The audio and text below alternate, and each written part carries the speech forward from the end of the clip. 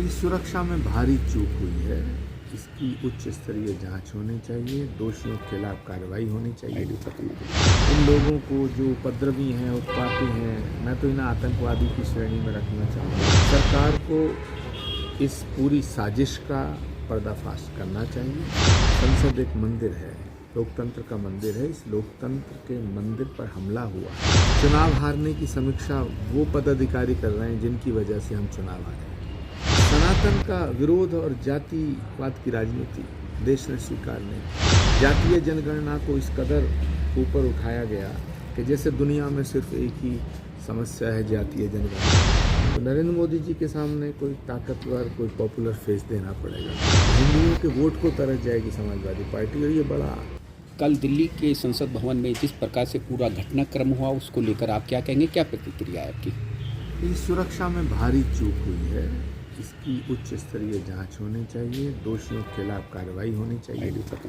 ये भारत की संसद पे हमले की तरह है, मगर दुर्भाग्य है कि कुछ लोग इसे, इन लोगों को जो उपद्रवी हैं, उत्पाती हैं, मैं तो इन्हें आतंकवादी की श्रेणी में रखना चाहूँगा, जो भारत की संसद के भीतर घुसे हैं। लेकिन कुछ लोग इन्हें क्रांतिकारी बताने की कोशिश कर रहे हैं। ये देश के लोकतंत्र के लिए ठीक नहीं है।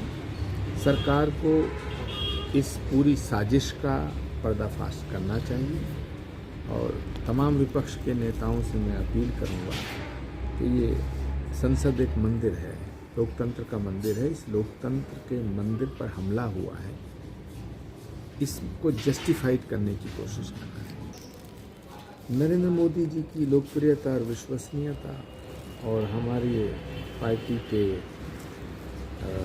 कुछ नेताओं के गलत बयानबाजियाँ और सनातन का विरोध और चुनाव में जो प्रबंधन होता है उसकी खामियाँ, ये सारा कुछ मिल कर के हार की जिम्मेदार चीज़ें हैं। तो हमें समीक्षा करनी चाहिए, लेकिन अफसोस की बात यह है कि चुनाव हारने की समीक्षा वो पदाधिकारी कर रहे हैं जिनकी वजह से हम चुनाव हारे। क्या मुख्य कारण चुनाव हारने का? सनातन का विरोध और जातिवाद की राजनीति देश ने स्वीकार नहीं की। जातीय जनगणना को इस कदर ऊपर उठाया गया कि जैसे दुनिया में सिर्फ एक ही समस्या है, जातीय जनगणना।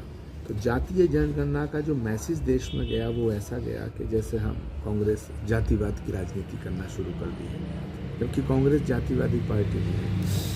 सनातन को मिटाने की जो घोषणा कर रहे हैं उन नेताओं का साथ देना, तो हम अपने सहयोगियों के जो गुनाह हैं, जो उनके पाप हैं, उनका फल हमें मिला, तो उनकी सज़ा हमें मिली। इस वजह से हम चुनाव आए। 2024 से को लेकर क्या कहेंगे कि अगर प्रियंका गांधी जी के नेतृत्व में चुनाव लड़ा जाता है तो क्या चीज़ संभव हो पाएगी? देखिए, प्रधानमंत्री के पद का कैंडिडेट देना चाहिए, देना पड़ेगा।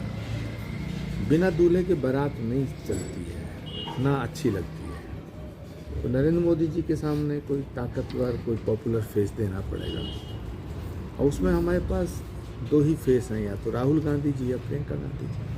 राहुल गांधी जी अगर तैयार नहीं होते हैं तो फिर प्रियंका गांधी जी को चेहरा बनाया जाना चाहिए। स्वामी प्रसाद लगातार हिंदू विरोधी बयान देते आ रहे हैं, समाजवादी पार्टी के अच्छे नेता हैं, लेकिन उसको लेकर क्या कहेंगे? स्वामी प्रसाद मौर्य जी ने कोई सुपारी ले रखी है समाजवादी पार्टी को ख़त्म करने की, और वो समाजवादी पार्टी का बेड़ा गर्क करके छोड़ेंगे। 2024 से पहले अगर स्वामी प्रसाद मौर्य जी को अखिलेश जी ने नहीं निकाला तो हिंदुओं के वोट को तरस जाएगी समाजवादी पार्टी, और ये बड़ा अनफॉर्चुनेट होगा, दुर्भाग्यपूर्ण। आचार्य जी, जिस तरह से मोहन यादव को सीएम बनाया गया है, तो कहीं ना कहीं एक अखिलेश यादव की राजनीतिक ज़मीन को भी बीजेपी खिसकाने की कोशिश कर रही है। देखिए, नरेंद्र मोदी जी और अमित शाह जी की जो पार्टी है बीजेपी, उन्होंने दो मैसेज दे दिए कि अटल जी और अडवाणी जी का युग समाप्त हो गया। दूसरा, अगले 10-20 सालों तक के लिए नए नेता पैदा करने के लिए उन्होंने तीनों राज्यों में फैसले किए हैं। ये उनकी पार्टी का फैसला, इस पर मैं क्या कह सकता हूँ। 2024 में क्या आप चुनाव लड़ेंगे? मेरी कोई इच्छा नहीं है चुनाव लड़ने की, लेकिन कल क्या होगा इसे मैं आज नहीं बता सकता। आचार्य जी, कहीं ना कहीं सनातन के बाद अब संसद को टारगेट किया जा रहा है।